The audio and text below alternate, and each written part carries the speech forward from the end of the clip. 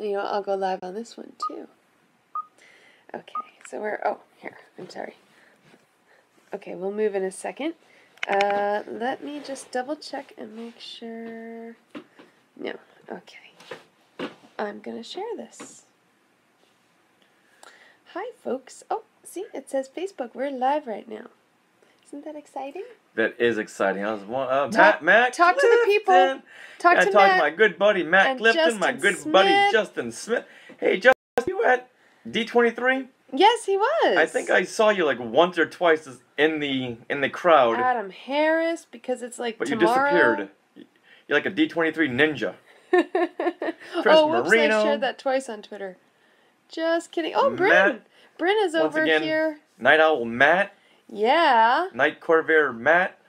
Woohoo! I was. I thought you were. So people who are joining us on YouTube, did you get a YouTube notification? That's just good to know. So, let me know, because I'm kind of sharing, but it takes a little bit.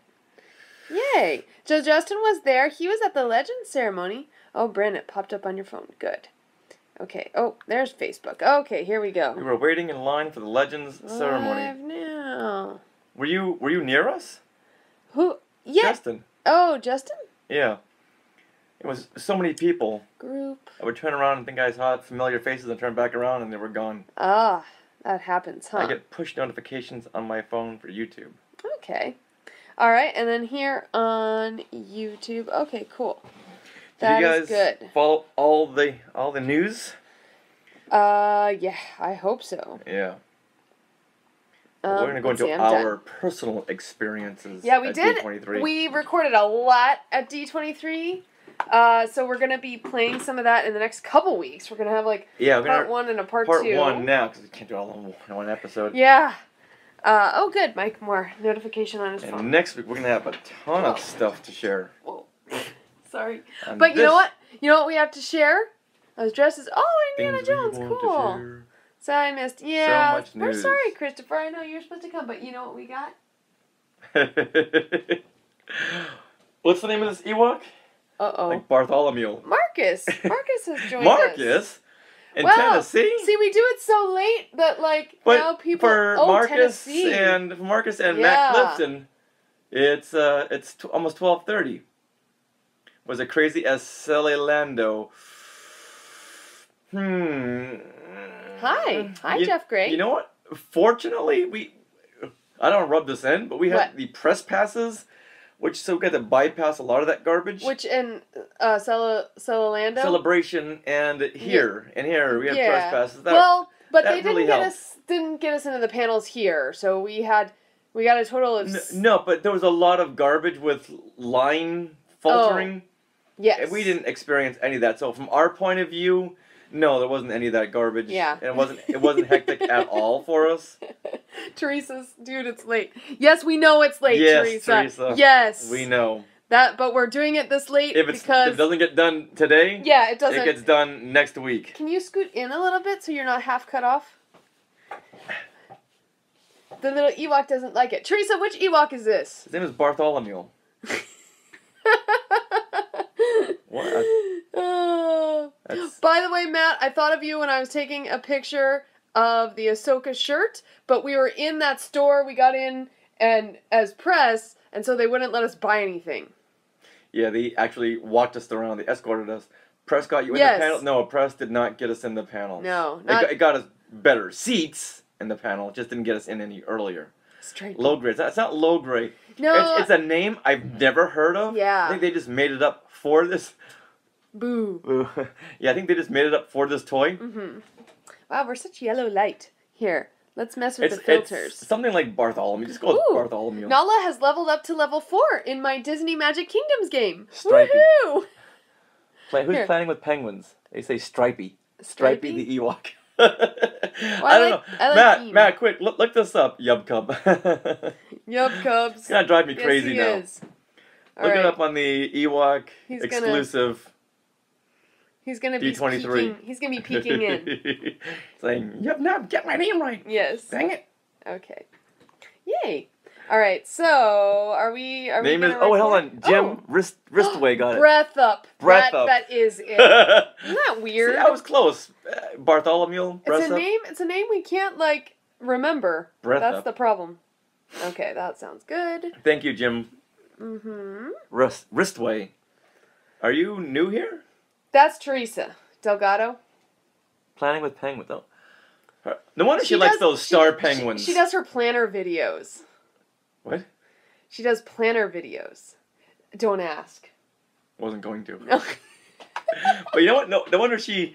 I heard her talk a lot about those star penguins from the Last Jedi sizzle reel. And everything she does is penguins. Well, they're like puffins. They're like the little Miz. Michael Moriarty joined. Oh, cool! Wow, we're so excited. I'm so excited that like so many of you have joined when it's so late. So it's exciting. Okay, so now we have to like get the sleep out of our voices and sound up. Right. Okay, so you guys are gonna help us with that. Porgs. And we hope that it's porglings. Hey, Tim Woloski. Hey, Michael.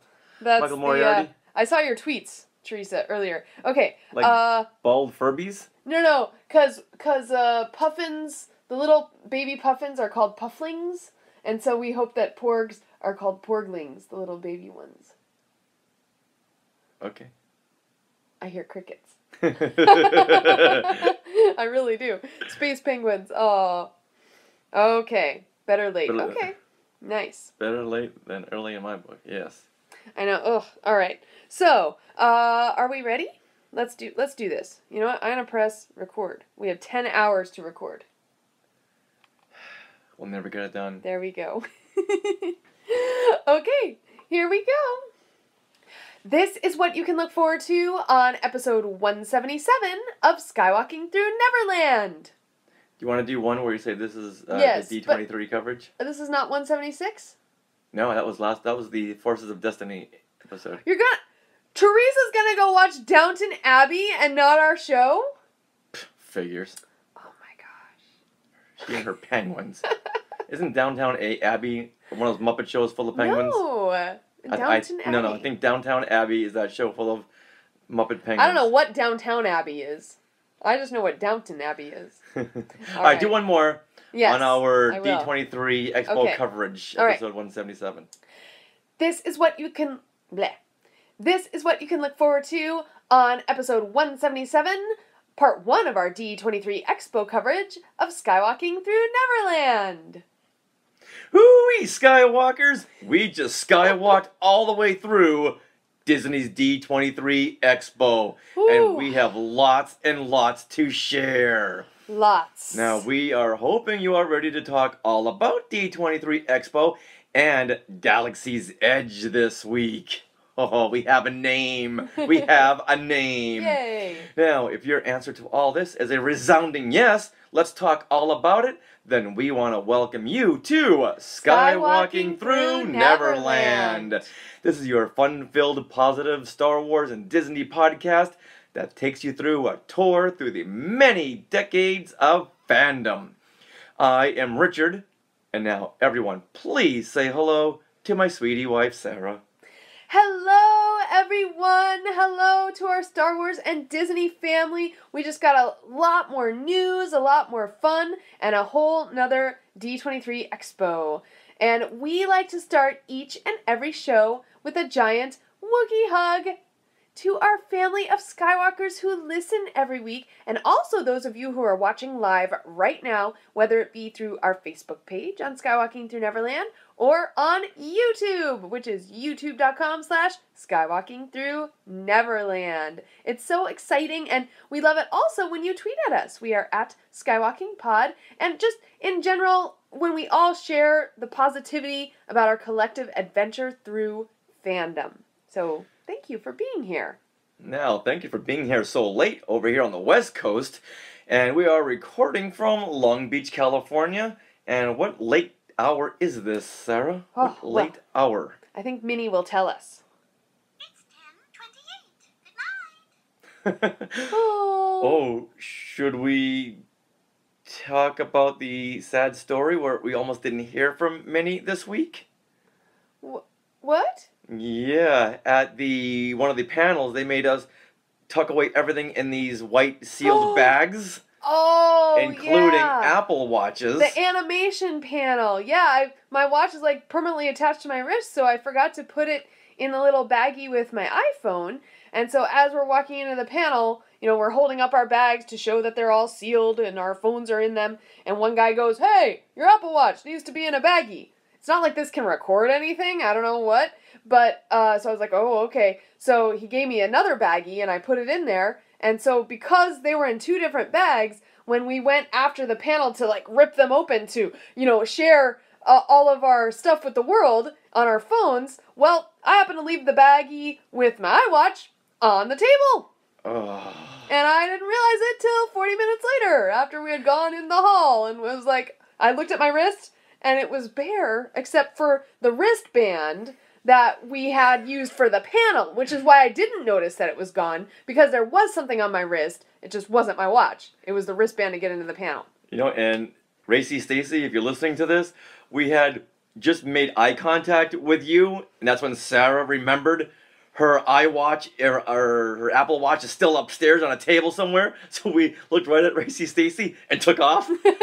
I must have been like, hey, what did I do?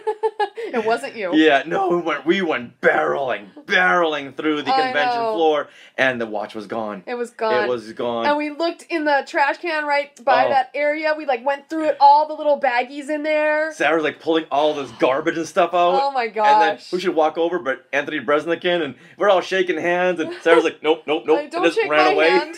He's like, seriously? First Racy Stacy and now me? So, but we went to customer service. They didn't have it. We just colored it. Gone. It's gone. Yeah. It's gone.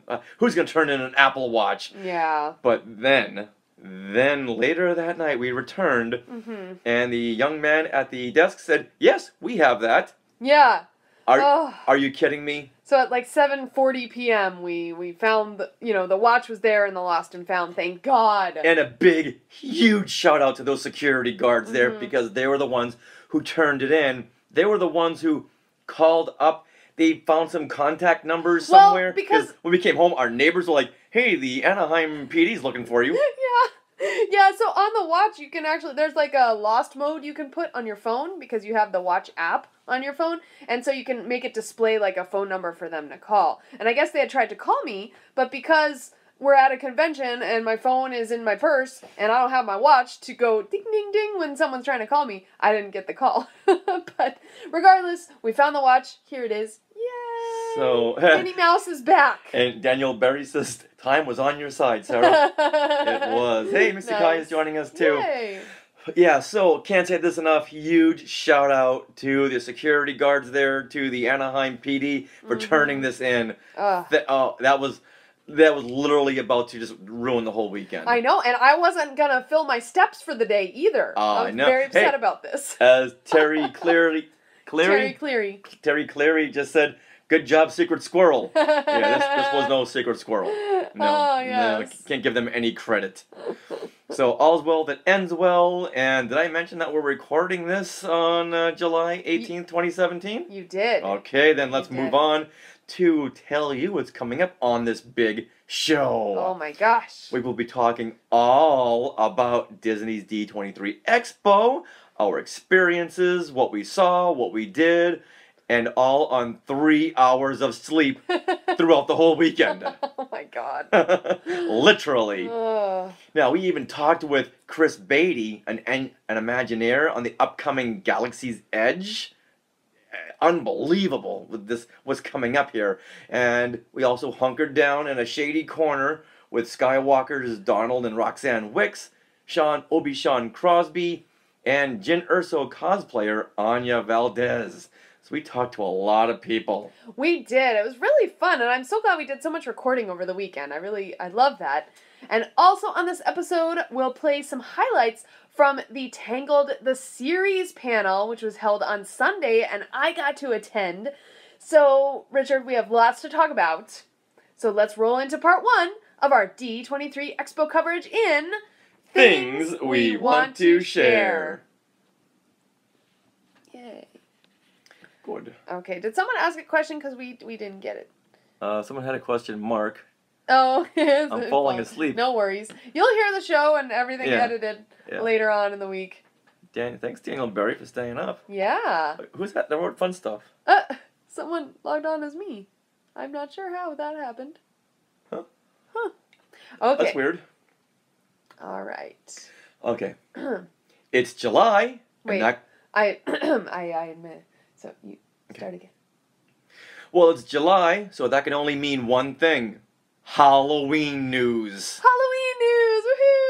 Woohoo! There is Mickey's Halloween party dates were released for Disneyland, and we are announcing for the first time ever, for the first time in forever, Skywalking Through Neverland, we are going to do a Mickey's Halloween party meetup. Woo-hoo! We are excited. So we would love for Skywalkers to join us on Wednesday, September 27th. That is the date that we will be attending Mickey's Halloween party, and we invite you all to join us at some point during that night. We will do a meetup. Oh, Joey Pittman just tuned in and said, woohoo! Oh, yeah. Oh, Joey was a big catalyst for getting this all together. Yeah, and Christopher Marino, if only there was a shirt we could wear. Oh, and ouch. Yeah, if only, Chris. I know. If only there was a Halloween shirt coming our way. I did some sketches last week, and then it got crazy. Okay, so I'm sketching. Okay, so where were we? Meetup at Disneyland. Yes. So, one reason we chose this particular date, which I know is not October yet, it's September, is that it's the cheapest party price. So, the weekend evenings and the closer to Halloween you get, the higher the price. And this year the price is like $105 up to $120 per person.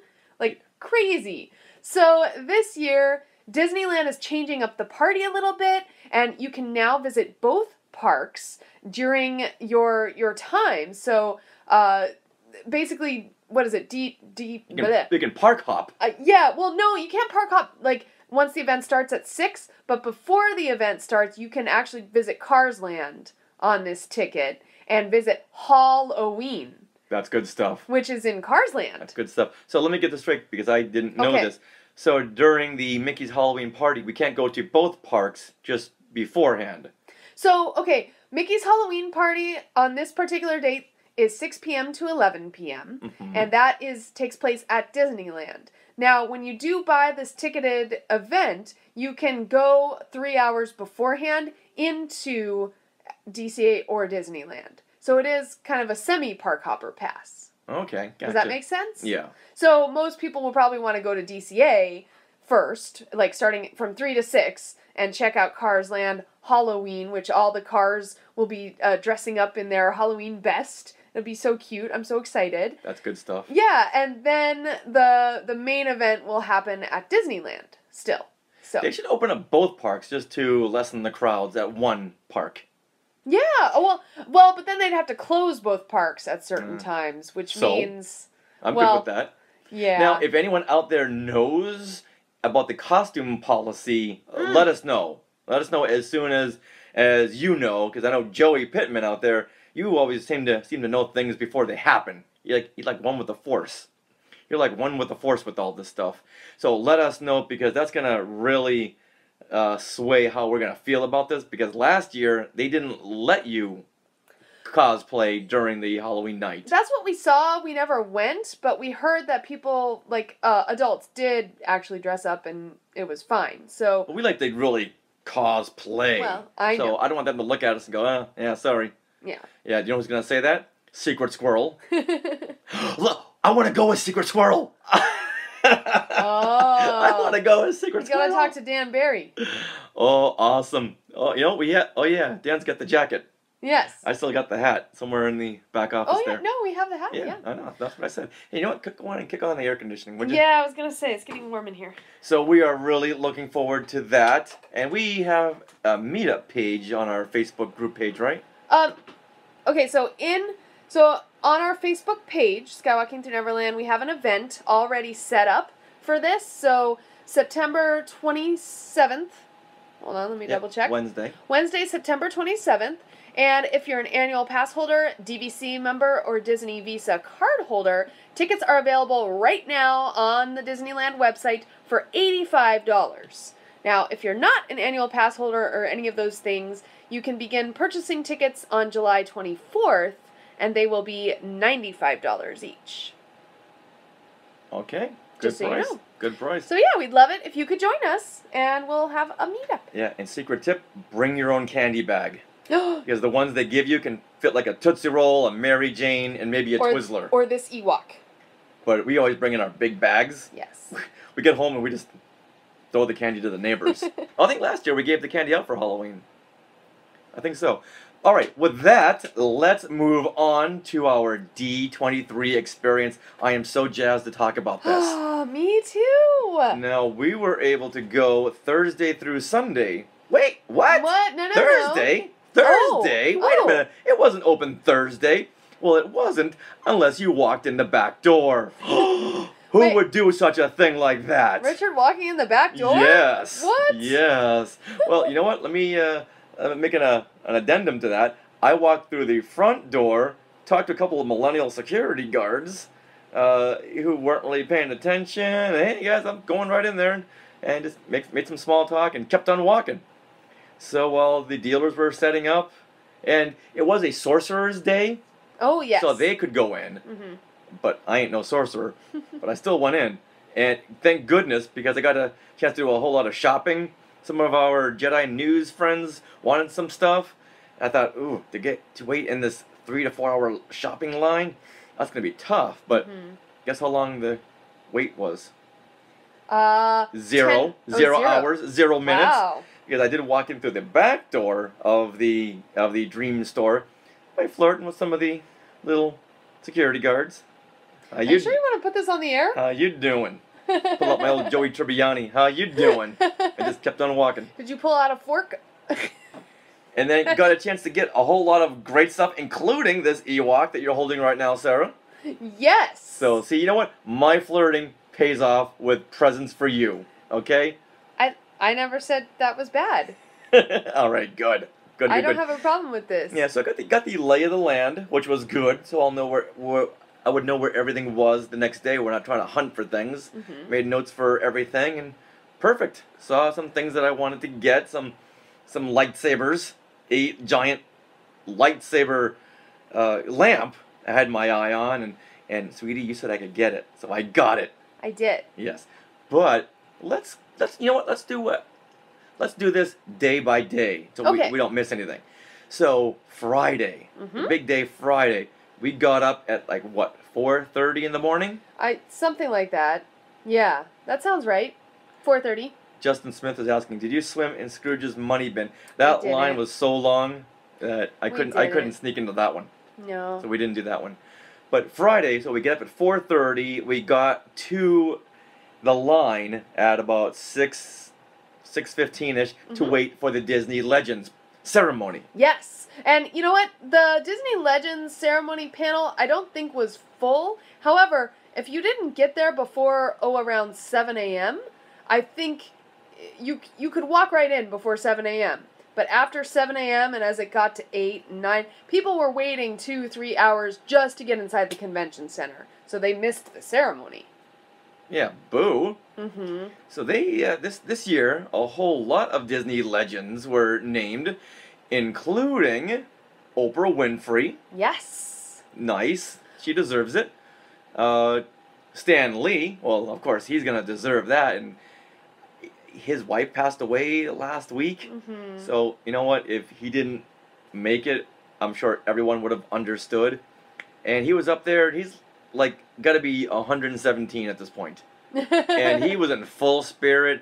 He was working the crowd, and I think he knew how important it was for the fans to see him. Yeah, and he gave a really great heartfelt speech. Yeah, when it came to Jack Kirby, his co-creator of all the big superheroes, the Spider-Mans and the Fantastic Fours, the Thor, all the characters were created by him and Jack Kirby. And since Jack was also named and couldn't be there because he had passed away, Stan was remembering things about his late partner, and he was on the cusp of tearing up, and that's when he just said, okay, all right, thanks everyone, good night. Yes. And also, and who else was named? Well, did we mention Whoopi Goldberg? Now, she was the surprise, right? I think Oprah. right. Yes. All right, another Legends Inductee? and other inductees included Wayne Jackson, a Disney Imagineer who helped develop attractions at the Disney theme parks around the world. Julie Taymor, a Tony and Emmy and Grammy winning filmmaker, best known for her work adapting The Lion King, and had directed one of my favorite films, Across the Universe. Yes. Great film, all about the Beatles music. Mm-hmm. And a posthumous award went to Clyde Geronimi.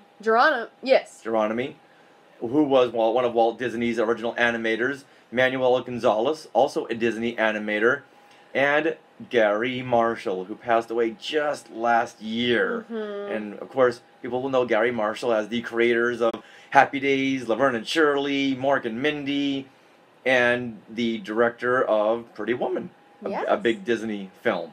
Yay. But the high points came with our friends, our Star Wars friends, I like to call them.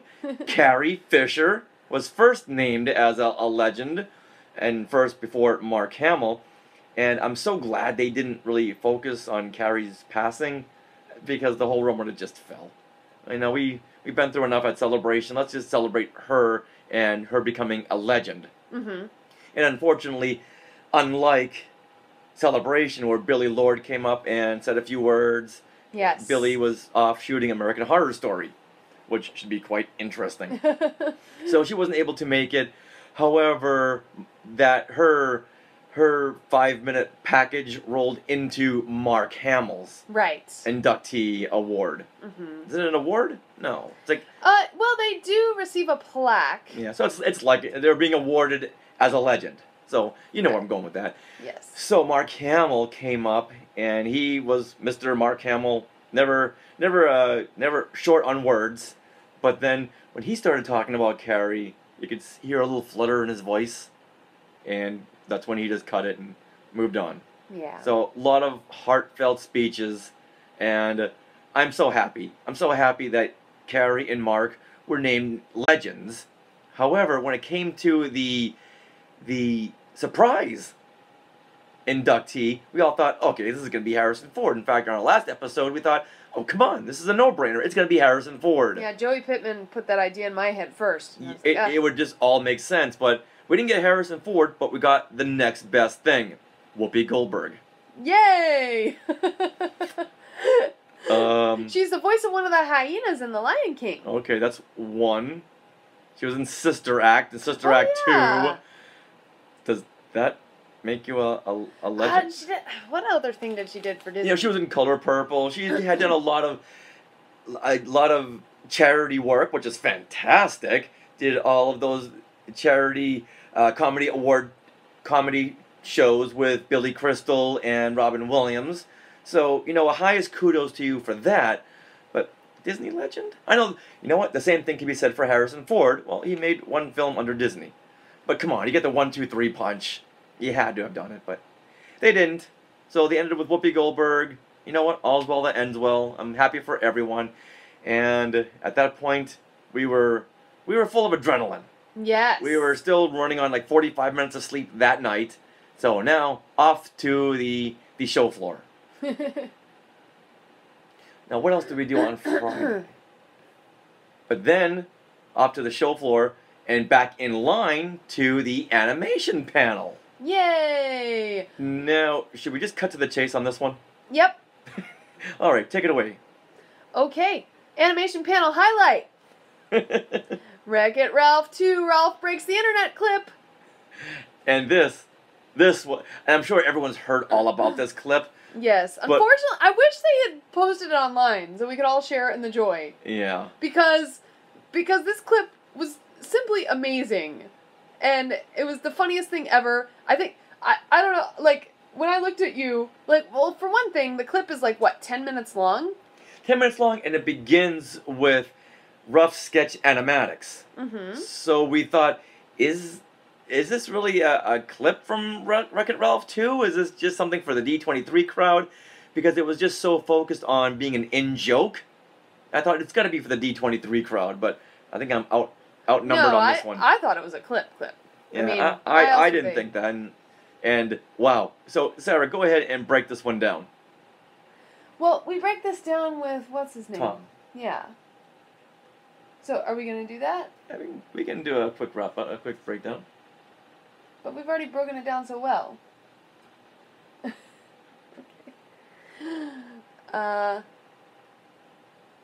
So basically, I'm excited about this. So I'll start this off. Vanellope from Wreck-It Ralph, she goes behind the red curtain, the velvet ropes, and meets up with all the Disney princesses, and pretty much just sets it real for them. So by the end, they're all wearing like sweatpants and a sweatshirt just to get into comfy clothing. And just the things that they say to each other is just, it's like joke after joke after joke. I mean, I was rolling in the aisle laughing, and I just couldn't stop laughing the entire clip. In fact, I missed some of the jokes even. Yeah. But it was just so hilarious. It was like Disney making fun of itself, making fun of the princesses, and yet in a joyful way.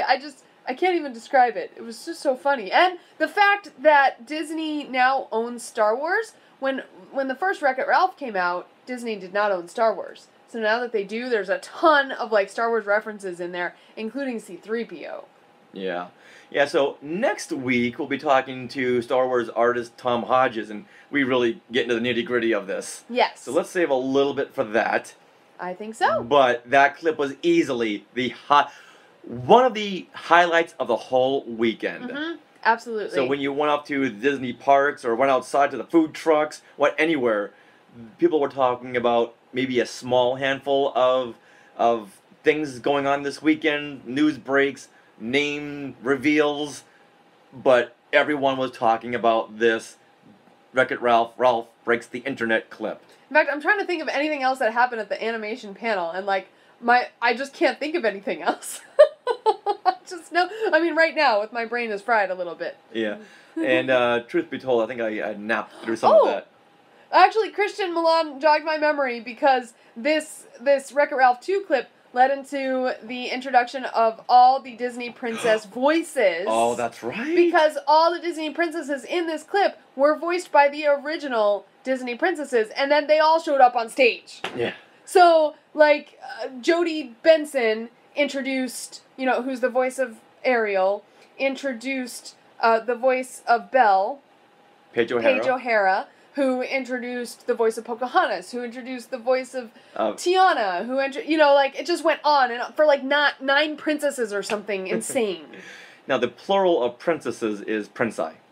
Oh, I'm sorry. I'm just making words up now. And so that was an incredible moment, but you know what? That should have been bigger than it was, because at the end of the day, people were just talking about the Vanellope and the princess clip. Well, that's what definitely stuck with you. Yeah. Justin Smith is saying The Incredibles too. Stuck with yeah, you. we got a little bit of Incredibles too. Mm-hmm. So we got a lot of clips from upcoming films, but still, once you saw that Vanellope and Princess clip, you know what? We were done. All bets are off. Yeah, they should have played that at the very end. Yeah, and then it was right after this panel that I lost my watch, so it was like the rest of the day was like, ah.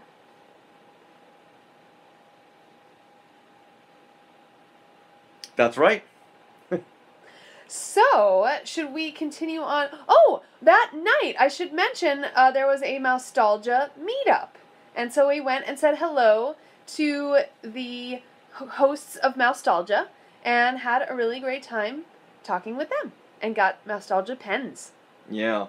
Then they were going to head over to Disneyland to go on Pirates of the Caribbean, and it was like 10 o'clock already, so we said, can't make it. We have to get up in 2 hours, get back in line. For the live action panel on Saturday. Yes. So we went back home to Long Beach, California, got about 22 minutes of sleep, went right back out again. We did, and you know what? If you were not in that room by about 4:30, 4:45, you did not get into that live action panel. Luckily, we got there at 4:15. No? Did we? We did. Oh, okay. Yeah, we got up at 3:30. Yes. At night. And yeah, got there at 4:15. Yeah. We got there at 3. And as painful as that was, we had some really great discussions with some people in line with us. Yeah. So, big shout outs to our new friends, the Toronto family. Yes. a mom with like 3 daughters. We talked to them for who knows how long. Great family. Talked to the grandmother, grandfather, and daughter who hails from I don't know where anymore. But we were talking with the daughter about Forces of Destiny just to kind of get her take on it, and she was really having fun with the series. Oh, that's right. Yeah, and this was I was getting the feeling this was her introduction to a lot of Star Wars right now. So it was good to do some market research. And of course we made them Skywalkers. So if you're listening, hey there, family. Yes. And you know what? I want to give a shout out to Joey Pittman and Margaret Mays who joined us in line. Right. We met that one girl who's taking like 35 classes a semester, and who was running on even less sleep than we were. And also before this panel started, the live action panel, Margaret and I decided to go get coffee. We stood in about an hour line, and 2 people in front of us was the first Rose cosplayer we had ever seen. And she was, of course, cosplaying Rose from The Last Jedi. Yeah. So, actually, it was funny because I glimpsed her, and I was like, oh, hey, Rose. And she turns around and she goes, you know who I am! So, it's really exciting because she was excited that we got her outfit, because people have been calling her Jin or other things. Jin? I know. And we were excited because we found the first Rose cosplayer. So her name is Laura Siracool, and we've tweeted out her Twitter, so you can, and her picture as well. Christian Milan says, Kelly Marie Tran? No, that wasn't her. It was a cosplayer as her. But it'd be funny if it was her, though. That would be awesome. Yeah, so he said, hey, Rose, come on over. Yeah. Let's have a little chat on Skywalking Through Neverland. Yeah, we should preface this by a lot of the times during D23 Expo, we did a lot of live YouTube videos, and this was one of them. Yeah. We interviewed Laura, and she was talking about how great it was that she found this character that she could really connect with because it looked like her. It was an Asian woman with bangs, and she already had bangs, and she was like so excited about that. And she was saying that she got a lot of nieces that want to play with a toy that looked like them. Yeah. Of course, you go to the Barbie aisle and you see everything but. So this Rose is gonna make strides. Gonna really open up doors for a whole new community. And her speech on our YouTube channel just really makes you almost tear up. Like, she's so impassioned about it. So it's great. And she was very happy to talk to fans who recognize her and understand all about representation. And yeah, so once again, go look at our YouTube page, YouTube channel? Yep, YouTube YouTube channel. For that fun chat. Yes. Hey, Laura. All right, so we hunkered down on that piece of concrete for I couldn't even Lots of hours. Lots of hours, yeah. But you know what? But then again, we had so much fun just talking with people and doing some YouTube recaps and meeting people from all over the world. That 7 hours, literally, was it 7 hours? Yeah, give or take a minute or two. Waiting in line buzzed by. And, thanks once again to Joey Pittman for reserving a spot for us. Thank you, Joey. Much appreciated. All right, now, from there, we were finally let into the live-action panel. Yay! Now, was this the panel that had a lot of line garbage? I know there were like celebrate. Every big convention, there's always going to be some line garbage going on, and something happened with. Do you mean like people talking or just? No, with people not getting in. Oh no, that was the animation panel the day before. Okay, yeah. I know a lot of people are talking about this, but any big convention is going to have this kind of drama, and that's just what happens when things were changing. I was talking to some of the staff. They said things were changing so much minute to minute that not all 300 cast members got the same memo. So if a problem happened, they were trying to fix it, but you can only tell so many people at one time. Right. So yeah, so some people were asking, was there any kind of line trouble? And yeah, a little bit, just a little bit, but they were doing so great at organizing people for the most part. In general, getting us into the seats. So big shout out to that staff for so well organizing this. All right, so after their shout out, let's talk about the live action panel. So what stuck out to you? Oh, well, first of all, we got Wrinkle in Time. And this was what they went over first. And one of the cool things about Wrinkle in Time is that it has Chris Pine in it. So, but, meh. But... Now, yes. This was a film that I've been hearing people talk about. I know nothing about. Mm-hmm. And I gotta say, I'm good. I'm good. Okay, well, Wrinkle in Time. Now, I'm excited about this movie mostly because when I was a girl, I think like a preteen or a teenager, I read these novels. So the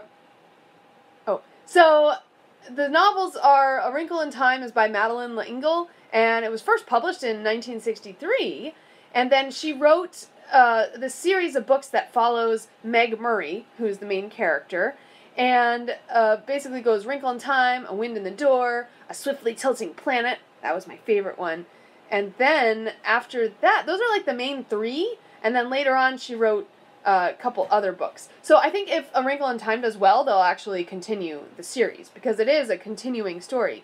But what's really great about this is that it features Meg Murray, who is a high school-aged girl, but she's really an outcast, and she's very unsure about herself, and reading this as a kid, like, I could totally relate to her, because I was very shy and unsure and insecure. Is basically, she's very insecure because she's such an outcast.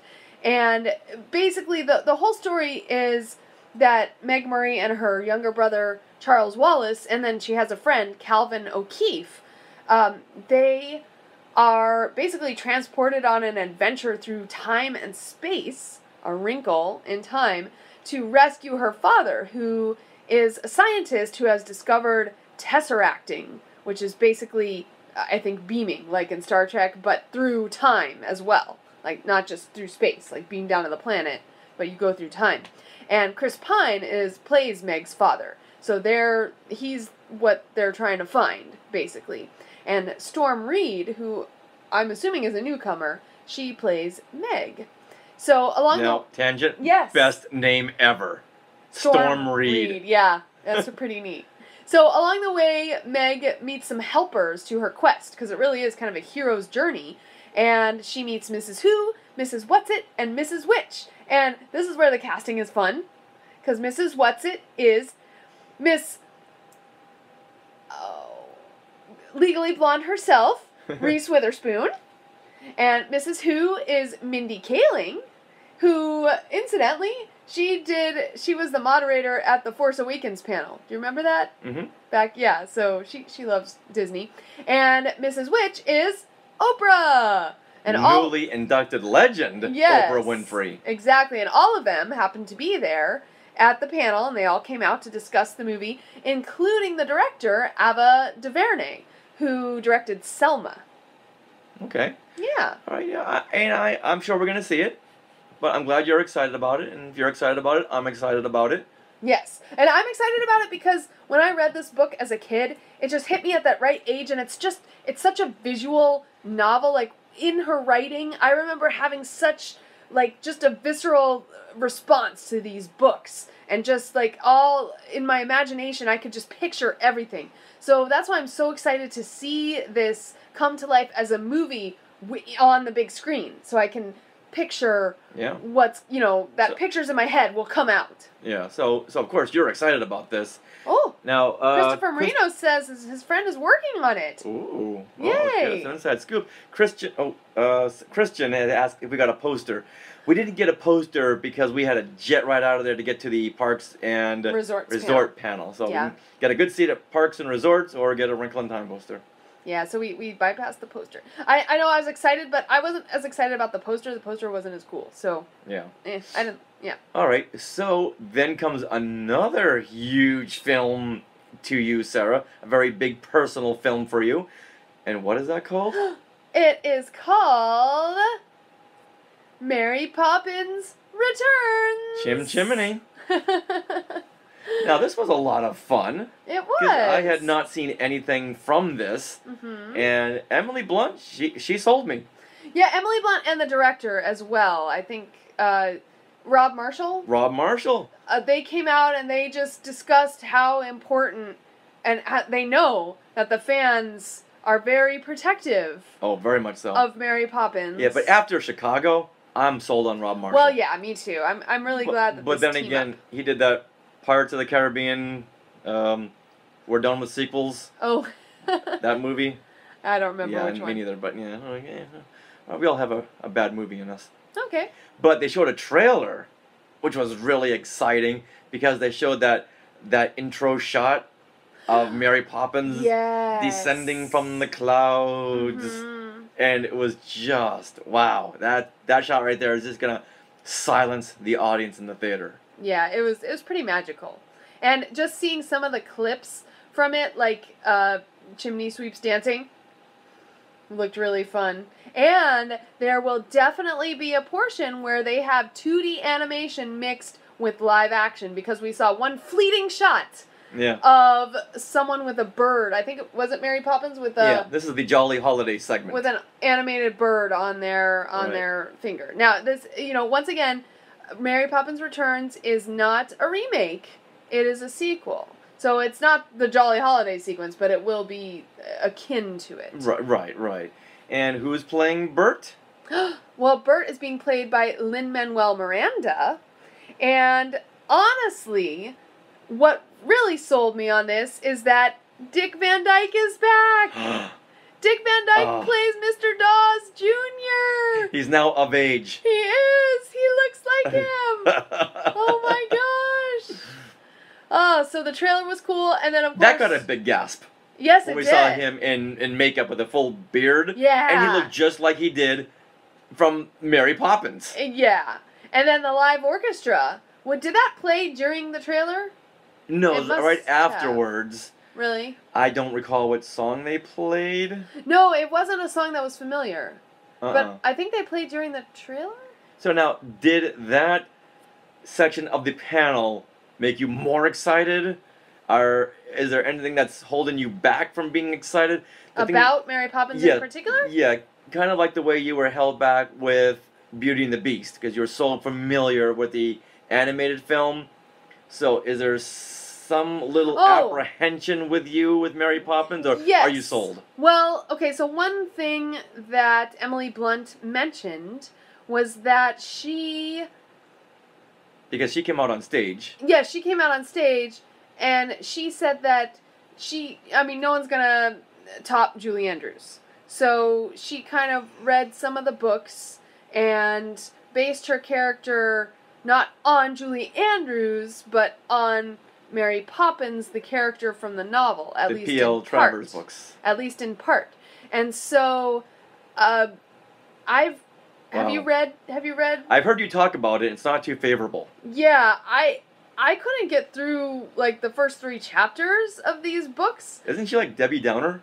Yes, because Mary Poppins is very, very acidic. Well, if everyone had seen Saving Mr. Banks, the way that the P.L. Travers character in that film wanted Mary to be, very big and stern and almost like a drill sergeant. Yeah. I'm guessing that's the way she is in the books. A little bit, yeah. She's a little odd and very strict, more strict. And she just doesn't have that lovely, the rosy cheeks quality that Julie Andrews has. The Julie Andrews Mary Poppins is very strict, but she does it in a very subtly powerful way. Right, exactly. If that makes any sense. No, it does. Christopher Marino says the word is British. British is the word we're looking for. I suppose? I don't know. So that's the only thing that Emily Blunt said, that she kind of based it more on the slightly more acerbic Mary Poppins. Now, do we know when this comes out? I don't know. Hey, Chris Marino, while you're with us, can you look up Mary Poppins Returns release date? When does Mary Poppins Returns come out? Did you accidentally summon me? When does Mary Poppins Returns come out? Chris is on it. I know he's on it. Well, she doesn't know. But you know what? Chris is on the case. All right, so we'll Christmas 2018. Christmas 2018. Christian Milan beat you to it. All right. Oh, Christmas 2018. Oh, so that won't conflict with anything but the Han Solo film, which will be moved from May to December. Now, that's just speculation, of course, but that makes a very good segue into The Last Jedi. Yes. Now, for this panel, they started with Han Solo. So we were all just on the edge of our seat. What are we going to see? Is the Skywalking Through Neverland speculation going to come true? Nope. Not a word of it. Not a word of it.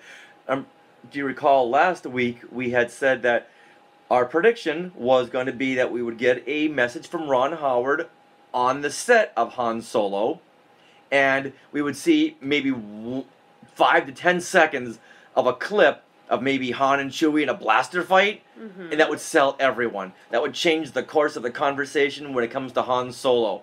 That was our prediction. Boy, were we wrong. We were 100% wrong. Didn't happen. They just said Kathleen can't be with us right now. She's on the set of Han Solo in London, and here is some headshots from the cast. And now here's The Last Jedi. Yeah. That's it. Heart-wrenching. Heart-wrenching.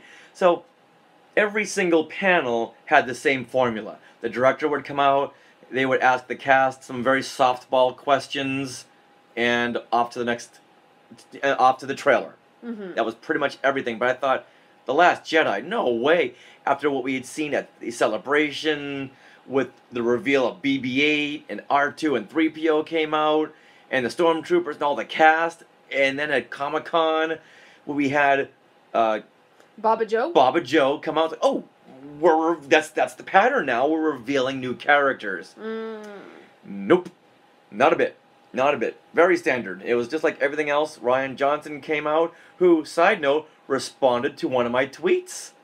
When I had tweeted out about the first Rose cosplayer, he responded back. Yay! So now back to Rian Johnson comes to the stage, and he's talking to Alan Horn.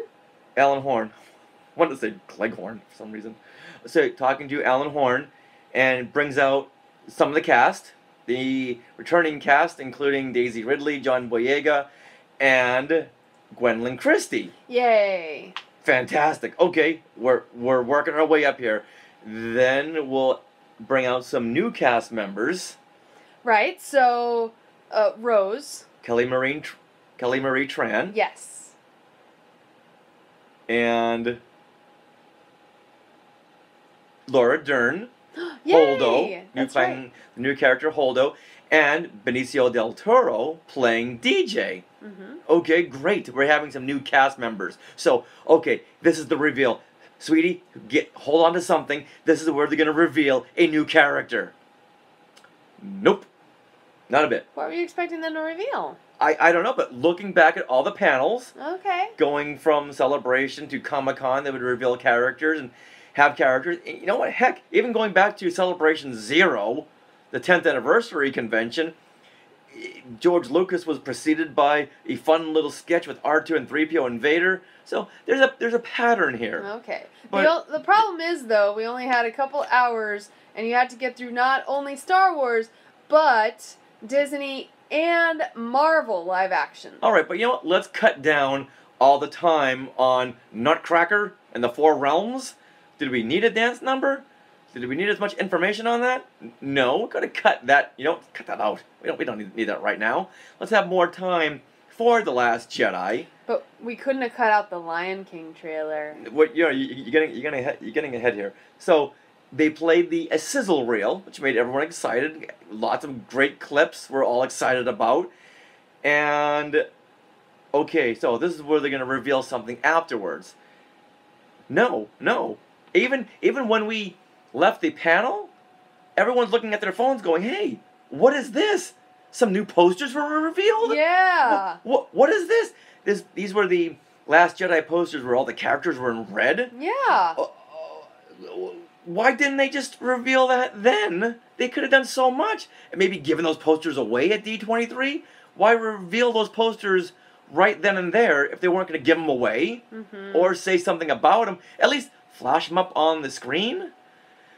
So I'm a little annoyed that we didn't get more from this. Even if the panel had gone overtime, no one would have cared. Mm-hmm. And the Legends panel had gone overtime because it started like, what, 20 minutes late? The Legend? Oh. Yeah, the Legends. the Legend ceremony. Oh, no, I'm sorry. Whatever. Okay, we did okay, I'm getting all... Yes. Everything happened just so fast and rolled into one day. But because they got people... I know I just went on this whole thing about how organized they were, but they didn't load up 7,500 people until 20 minutes until the panel was to start. So maybe they weren't as organized as they made them out to be. Why wait until that? I don't know. So a lot of the panels did start late. So while all this rolls into the fact that we should have gotten more for The Last Jedi. It's The Last Jedi. Star Wars just made you $15 billion gajillion dollars. You can't give it another 5 minutes. Yeah, Do you see where I'm coming from? I do, but I think they had a lot to share, and they just had a certain amount of time for things, and now Marvel had to come on. Speaking of Marvel, Mark Hamill. Yeah, Mark Hamill came out. Not the best segue, but yeah, Mark Hamill was there as well. Mm-hmm. So I was just hoping for more. Okay, so now the Avengers. All right, now we this. understand. Okay, I know you do, but you know what? Because I'm so passionate about this. Yes. I just wanted more, and I know I'm not the only one who felt like that. Well, But Dustin now, Whalen says that Star Wars should have had their own panel, which kind of would have been cool. Very true, very true. think But like Lucasfilm- last time, they rolled all the live action into one. Okay. But what really stole the panel? It was the Marvel section in which they went into Avengers Infinity War. And they did this by doing the same kind of thing where they brought out the director first. Well, or I'm sorry, Kevin yes. Feige. They brought out Kevin Feige. Super producer Kevin Feige first. Yes. And they were celebrating the first 10 years of Marvel Studios. Yeah, that was neat. Oh, that was cool. So they revealed a logo with 10 within the Marvel Studios. The I-O in Studios was the number 10. Yeah, that was neat. And then they had a big montage of all the films from Iron Man, The Incredible Hulk, Iron Man 2, Captain America's, The Avengers. Then they rolled sneakily right into a trailer for Avengers Infinity War. Well, of course, the cast came out before this, though. Right. That was at the very end. Right. Okay. All right, so, well, regardless, so the whole cast comes out. I mean, first of all, we're introduced to Josh Brolin, who is, of course... Thanos, who was teased way, way, way back in the first Avengers film. So that was amazing to see him finally, he's going to get his own film. And who's going to fight this baddie? But... The Avengers, the all of entire them. Avengers, including the Guardians of the Galaxy. Well, let's run through this list of who came up on stage. Okay. Tom Holland, Spider-Man. Yep.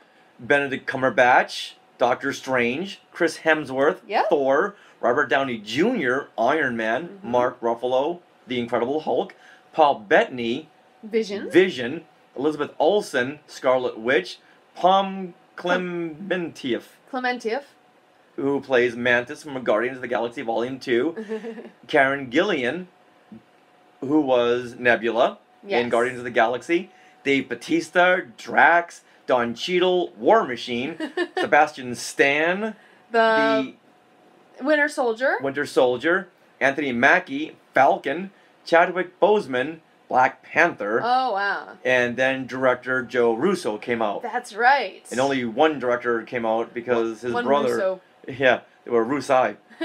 Because they were officially at the halfway point in principal photography. So they had to leave one director behind. They left one director behind, but he's going, where's the cast? Yeah. Yeah, seriously. Oh my gosh. No, but it's funny, I guess they've been shooting for a year, and they're at the halfway point. Holy buckets. Yeah. Alright, so then this part, then they rolled into the big 10-year montage, and then rolled into the Infinity War trailer. And it starts off with the Guardians of the Galaxy, and I'm thinking, I don't remember this. What? Is this a deleted scene we've never seen before? And all of a sudden, wham! something hits the windshield of Star-Lord's spaceship, and what? It's a person, not just any person. It is Thor. Thor.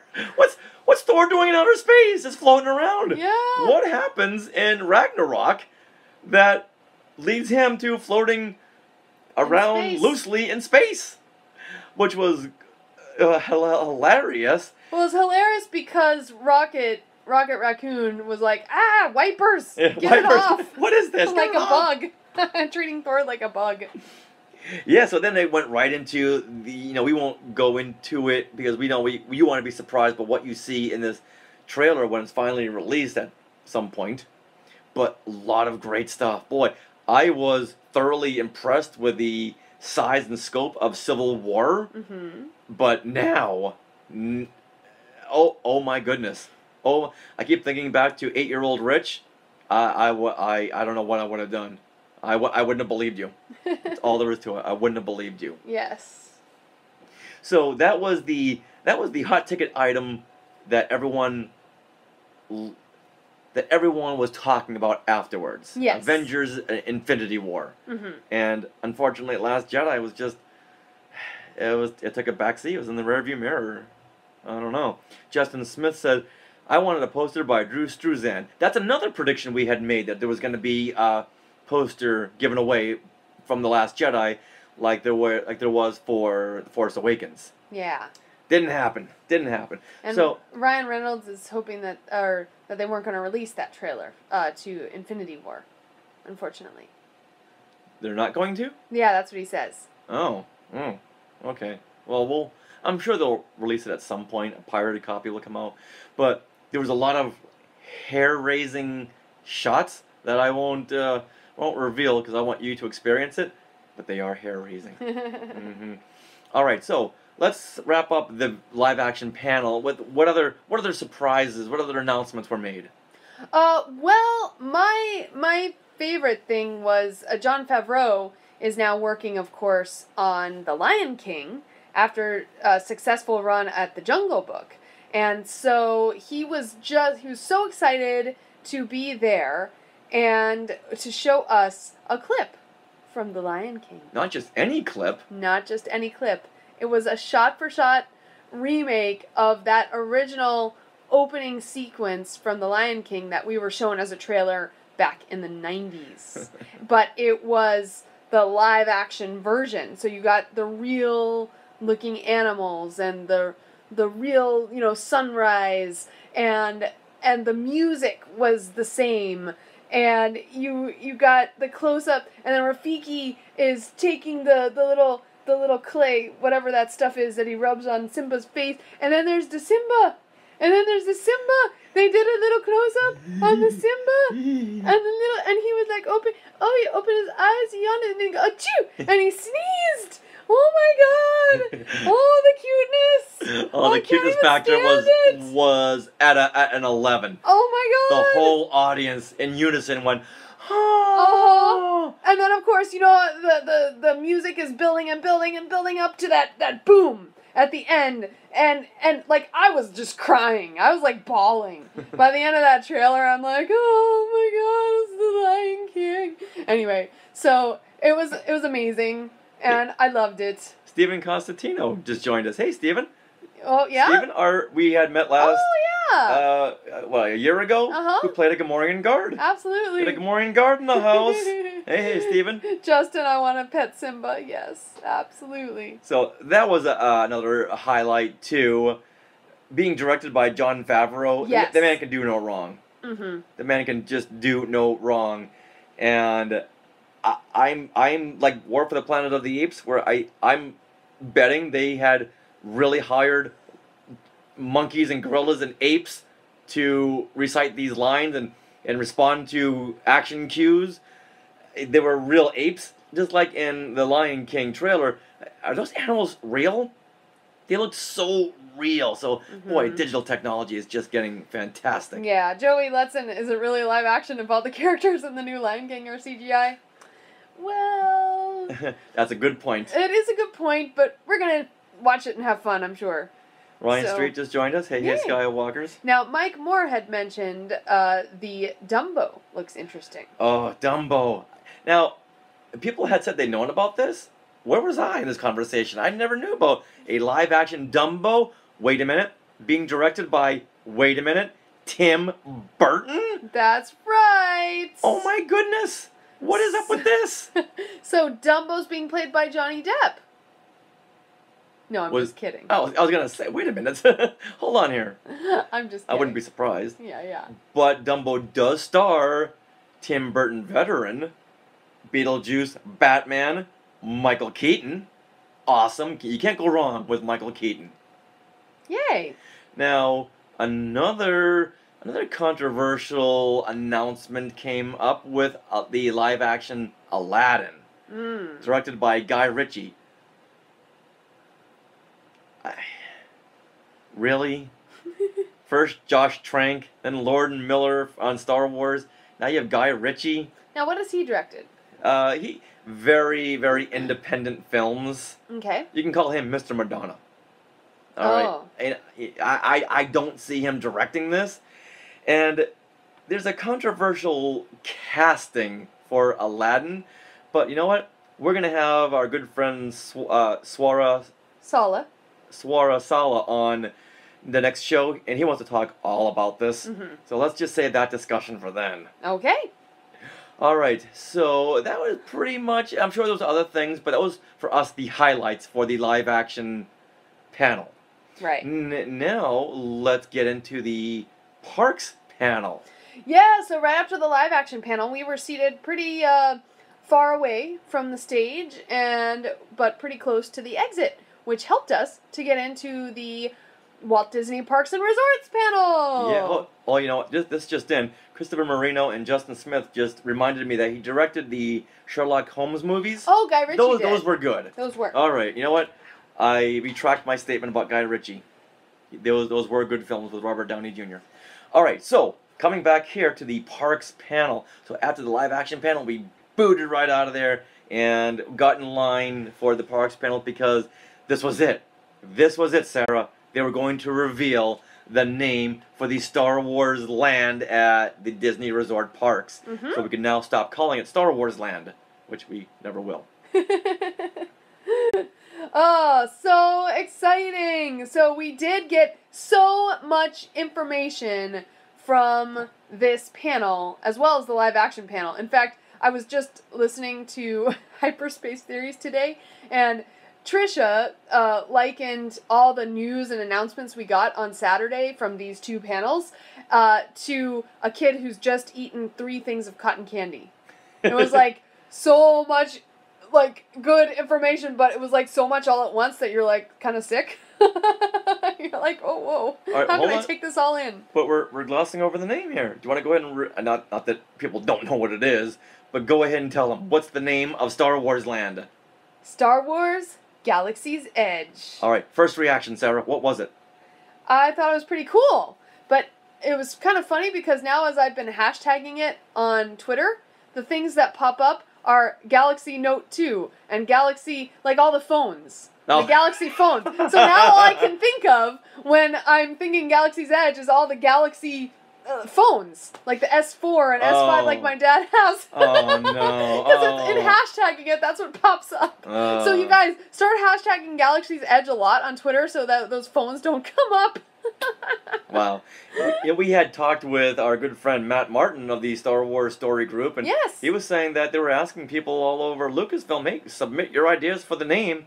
And he said that he had written down Galaxy's Edge. Yeah. Matt Martin. Yeah. Exciting. So that was exciting, but let's hold off on that conversation because we're going to talk with our roundtable group in just a little bit. We'll go all through Galaxy's Edge in the Star Wars Hotel. All right, so Dad just said that now it's called the Galaxy S8. Oh boy. Oh boy. Oh, okay. And Dustin Whalen says, I predict the opening of Star Wars Galaxy's Edge will coincide with the D23 Expo 2019 in Anaheim, which that would be cool, except we were speculating that that would be like really, really crowded for Star Wars. Now, Land. they had alluded to the fact that it would be opening in spring. We'd been hearing fall, but now they kind of dropped some knowledge on us and said spring. When did they say this? They said it a couple of times when we were talking to some people over at the Galaxy of Stories Pavilion, and someone else had maybe inadvertently said something. Okay. Well, it would make sense if it was going to be spring. Yeah. Well, that would be great. Yeah. I just thought they would want to push it back as much as possible and maybe tie it in with episode 9, which would make sense. It would. Well, let's start out. You know what? The sooner the better. The sooner the better. But like Chris Marino just brought up, Bob Iger did say that by next D23 Expo, you would be able to go to it. Yes. So. All right, so D23 2019 will be in the spring. All right, so what else was revealed at this panel? Okay. We got Pixar Pier.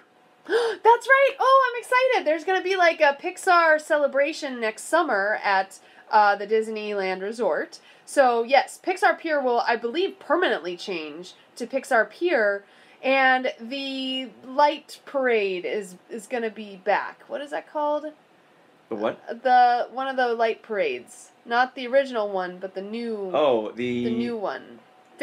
Oh my god.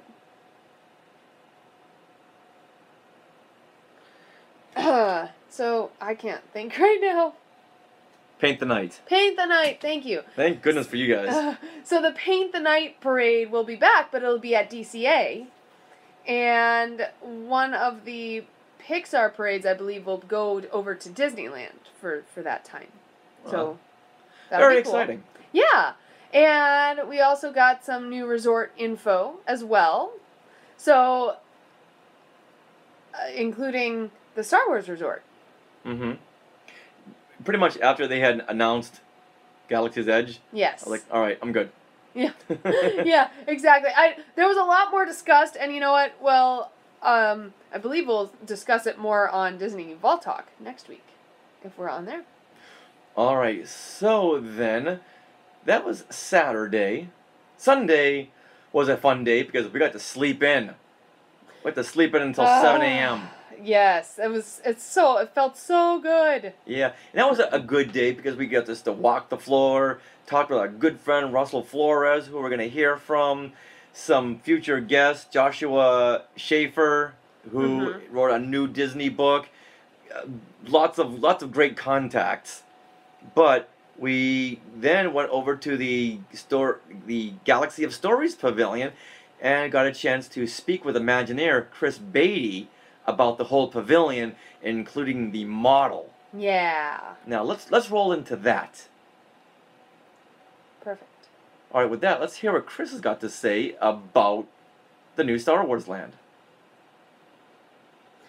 Now, on our YouTube channel, we have video of this conversation, including we roll in images from the booth. So we roll in the model, as well as some video that you took, Richard, of this new droid named Jake. Yeah, Jake, that was it's an autonomous robot that's just floating around. It's not like an R2 builder droid where someone is controlling the droid from 10 feet away. This is on its own. Yeah. Yeah, and his name is Jake, and I asked one of the Imagineers, Jake, what's up with that? And they said, oh, it's after Jake blah blah blah, one of the Imagineers. Okay, great. I went back the next day or a little while later and said, hey, I want to get that name. Jake who? And they're like, what are you talking about? I was told that Jake, this droid, was named after an Imagineer, Jake. They go, I don't know what you're talking about. It's like, are you covering up something, or you just have no idea what I'm talking about 20 minutes later? Interesting. So, his name is Jake, and he's rolling around. It was a prototype for what we're going to see at Galaxy's Edge. Yeah. And like we said, we'll go a little bit more into that a little later. Okay. So, the convention wrapped up. I got my 5-foot lightsaber lamp, and we stuck a fork in D23 Expo, and that was a wrap. What about the Tangled? Oh, do you want to preface this by saying at the end of the show? Okay. What preface what? This. What? Now, but first, Sarah, before we wrap it up, while I was on the show floor talking to Russell and some other people, you were watching the Tangled panel. So let's skip over that for right now and cut to that at the end of the show, and we'll roll in some of the footage that you had taken. Wait, so you're planning to put this after the outro? No. Oh, okay. Okay, confused. Well, you said you wanted to put it at the end. Yeah. But not as bloopers. I didn't say that. Okay. Okay, I just checking. Okay, one more time. That's what it sounded like. Okay. So we're still on Sunday, so we shouldn't have said that wrap up. Okay, so we'll go back. Okay. So also on Sunday, there was one thing I was really excited. One more time. So also on Sunday, there was one thing I was really excited about. It was Tangled the Series panel. So, like we mentioned, Sunday was a very chill day at D23 compared with the craziness of those big panels on Friday and Saturday. So I was like, okay, we can chill, but then wait. Early in the day, there was a panel I was dying to see, and that was Tangled the Series. So we have met before, Chris Sonnenberg and Ben Balistreri, who are the creators of Tangled the Series, but also at this panel would be Mandy Moore and Zachary Levi, who of course are the voices of Rapunzel and Flynn, and then also Eden Espinosa. She is going to be there, and she plays Cassandra, and Newsies on Broadway star and Supergirl actor Joshua Jordan was going to be there. So you can imagine I was freaking out wanting to see all of my heroes. So I'm proud to say that I made it to the front row of the panel. Of course you did. I was right in front. There was a couple Rapunzel cosplayers there too, and also a woman who was dressed as Flynn, but in a girl outfit. It was really cool. So I loved it. And let me see. Oh, okay. So I want to preface this by, in episode 159 of Skywalking Through Neverland, we had shared a press conference Q&A session with the creators, Chris Sonnenberg and Ben Balistreri, but here was my chance to hear from the actors about their experiences with this series. So there was a moderator asking questions, so you're going to hear Mandy Moore, then Zachary Levi, Eden Espinosa, and Jeremy Jordan, and we're going to kind of go in that order of the questions, and there is a male voice that interjects now and then, and the voice, it's not as familiar, and that is the show creator, Chris Sonnenberg, talking about recording with the actors. And so we're going to play like 15 minutes of this panel for you. I'm so excited because it was really fun. And a fun note here, Zachary Levi, he like totally stole the show, and he was kind of razzing Jeremy Jordan because Jeremy Jordan would sometimes get more cheers. So Zachary Levi, kind of in that Flynn character, was like, hey now, he wanted to get all the attention. So it was very cute. And it continued through the entire panel. So here you are. Enjoy 15 minutes of the Tangled the Series panel. Okay. You said you wanted to roll this at the end. Yeah, I meant before the credits. So roll it in now? Roll it in as things we want to share. Things we want to share. We have a round table. Uh-huh. I thought after the round table you wanted to put that Yeah, in. that's what I wanted to do. That's not what you just said here. Okay. So do a new outro. We say... Well, should we need to do a new intro for it, like things we want to share? What? Pause it? Sorry. Alright, so what we're going to do is we need you saying, before we hear from this cast, let's roll into our round table with, and then we'll play some of that. Well, okay. Well, I want this preface to come right before they hear it. So, okay, so tell me your rundown. Well, I don't know where it can go. I don't know. It's late. I can't think right now. All right, so record something where you say. So right now we're gonna roll into our round table, and then we'll roll into Okay. this. And then I'll talk about one more thing on Sunday that I really loved. Okay. How about that? Okay, so right now we're gonna roll into our round table with. Where's this info? Right there. Where? Right there. Okay. All right, so start again by saying we're gonna play this clip at the end of the show after the round table.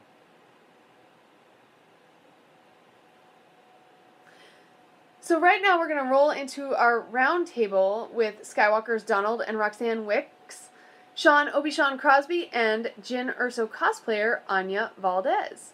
After the round table, we're gonna play a little treat for you guys, and it is from the Tangled the Series panel that happened on Sunday, which I'm so excited about. But we want to get into the round table now, where we talk about all the Star Wars stuff, and then we'll get back to Tangled the Series.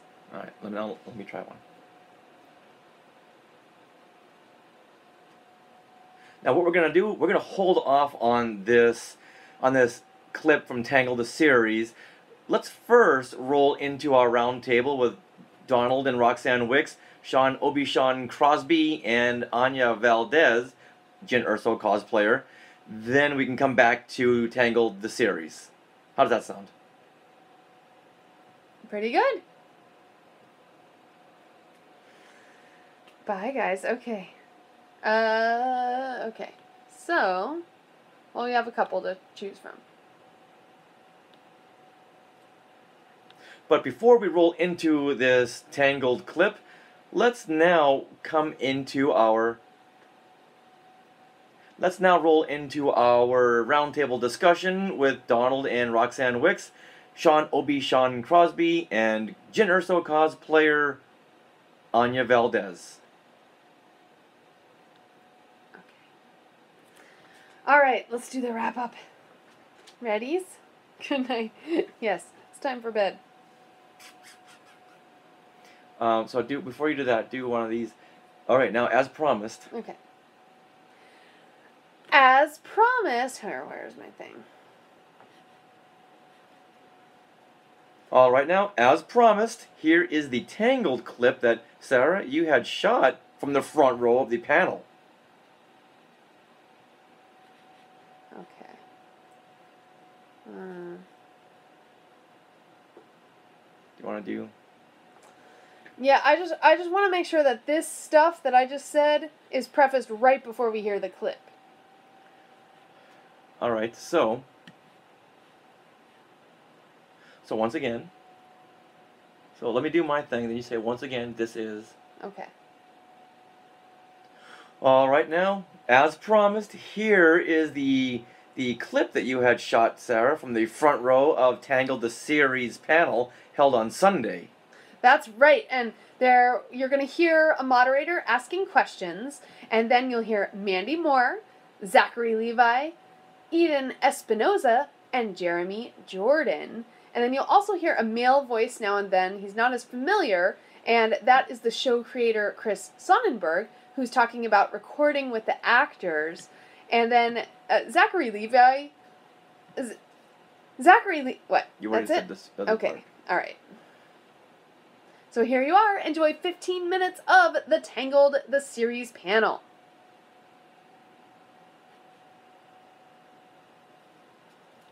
Okay.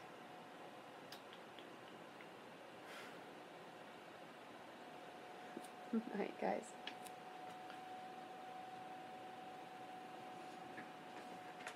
Okay. If I need to do ADR, let me know. All right. Well, that wraps up part 1 of our D23 Expo coverage. So much fun stuff in there. That's only part 1. So we want to thank Imagineer Chris Beatty, Donald and Roxanne Wicks, Sean Obi-Sean Crosby, Anya Valdez, And of course, all you Skywalkers who listen each and every week. We'd also like to thank the Jedi News team, who we're also representing at D23 Expo. Now, if anyone wants to reach out on social media, Sarah, what do they do? Well, they can find us. We are at Skywalking Pod on Twitter and Instagram. And you can also join our Facebook group and make friends with other Skywalkers and meet other Skywalkers that way. So check out Facebook and search for Skywalking Through Neverland group. You can also email us. We are share@skywalkingthroughneverland.com. And also on YouTube, we have a ton of video from D23 Expo, including an Alan Menken concert, which I have just uploaded to YouTube, and it should be hopefully live now. Well, hopefully.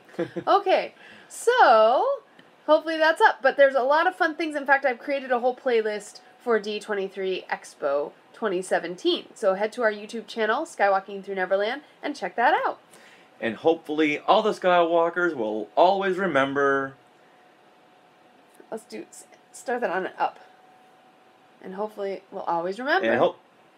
And hopefully all the Skywalkers will always remember to... Not to. And hopefully all the Skywalkers will also remember... And hopefully all the Skywalkers will always remember... I like mine better. I'm going to use mine. All right. I'm going to change it. You're getting tired and very punchy. Why do you laugh? That's still going to make the blooper reel. Just me, huh? Just you. I'm fine. I'm fine. Yeah. You shut down about 2 hours ago. All right, everyone. Thanks for joining us. Thank you very much. All right. Gotta put her to bed. Gotta turn into a pumpkin. Bye, you guys.